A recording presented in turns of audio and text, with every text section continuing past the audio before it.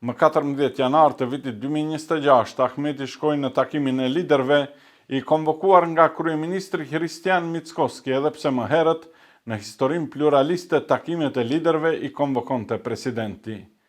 Ahmeti e futi në sirtarin e Haresës fjalimin parazgjedhor se populli im thot: gur mbi gur bëhet kalaja, fjalë pas fjale nis belaja, mos nis bela, dhe ul në tavolin me Mickoskin e Kasamin.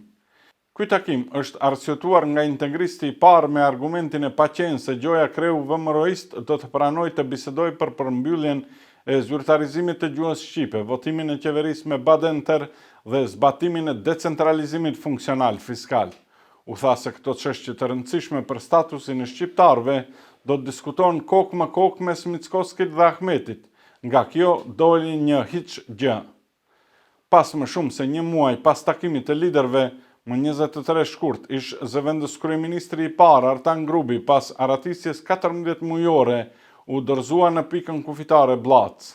BDI-ja mohoi se rikthimi i Grubit është pjesë e marrëveshjes politike mes kryeministrit dhe kryeintegristit. Mickoski madje deklarativisht ishte bindës, duke thënë nuk ka logjik që të bëj marrëveshje me ata që duan të shohin fundin tim politik e disa prej tyre edhe njerëzor. Mickoski akuzoi Grubin se ka qenë njëri nga kundërshtarët e tij më të ashpër politik dhe se është organizatori i xhirimit me dron mbi shtëpinë e motrës së tij, Gjoja për të prezantuar se është pronë e kryeministrit. Ajo që nuk është për të besuar është deklarimi i kryeministrit se lidhur me Grubin, gjithçka më tej është vendim i një pushteti tjetër, pushtetit gjyqësor. Kjo nuk ka lidhje me qeverinë. E themi këtë pasi 35 vite gjyqësori në shumë raste ka qenë i lidhur në masë të madhe vetëm me qeverinë, pra me politikën dhe krejtësisht i palidhur me drejtësinë.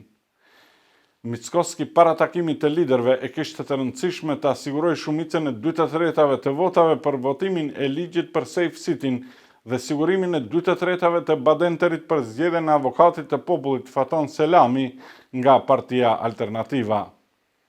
Kur Mickoski e siguroi shumicën me ndihmën e ish deputetëve të Frontit Bexhan Ilas dhe doktorit Ilir Demiri, deputetit të ri të Vlenit, ish frontmenit të Seles dhe Ahmetit, takimi jo vetëm që nuk u bë, por tekstualisht tallej publikisht duke thënë se me Ahmetin do të takohet ndonjëherë. Ndërsa Ali Ahmeti tha në intervistë në televizionin 21 se nëse nuk e thirr, ky vetë do ta ftojë Mickoskin. Mbase këtë do ta bëjnë në shenjë mirëkuptimi për Mickoskin se është i ri dhe akoma i qet buza tamël. Mbetet të shihet se vallë Ali Ahmeti, i rritur në kull prej gurit që 3 herë është djegur prej pushtuesve, do ta ftojë në takim Hristian Mickoskin, i cili është rritur me gurabia, është rritur me keksa.